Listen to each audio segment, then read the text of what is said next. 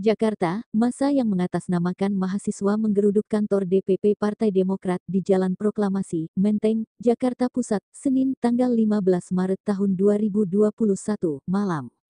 Kantor Berita Antara memberitakan, massa mulai mengepung kantor DPP Demokrat sekitar pukul 18.30 waktu Indonesia Barat. Mereka menuntut Ketua Umum DPP Partai Demokrat Agus Harimurti Yudhoyono untuk mengklarifikasi pernyataannya tentang dukungan dari kelompok mahasiswa terhadap partai tersebut. Menurut massa, mahasiswa tidak seharusnya dilibatkan dalam kisruh partai politik.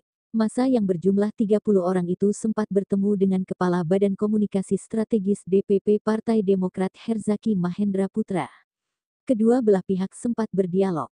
Herzaki menjelaskan bahwa AHY memang sempat menggelar pertemuan dengan mahasiswa di kantor DPP Demokrat Senin sore tadi. Para mahasiswa itu menyampaikan dukungan kepada AHY atas kisruh internal yang melanda partai berlambang merci tersebut. Kemudian ia menunjukkan bahwa orang-orang yang berorasi mendukung AHY itu memang mahasiswa yang berasal dari 10 universitas di wilayah Jabodetabek. Meski sudah mendapat penjelasan, massa masih tetap melanjutkan aksinya dan enggan membubarkan diri. Tribunnews.com memberitakan, mahasiswa menolak membubarkan diri saat diimbau oleh polisi. Mereka justru berupaya menutup arus lalu lintas dari arah Cikini menuju Matraman. Mereka juga berteriak hendak bertemu Ketua Umum Partai Demokrat Agus Harimurti Yudhoyono. Kami ingin bertemu AHY, Agus Harimurti Yudhoyono, ujar salah satu orang dari massa aksi. Massa akhirnya membubarkan diri pada pukul 20.30 waktu Indonesia Barat setelah polisi mengerahkan pasukan BRIMOB bersenjata.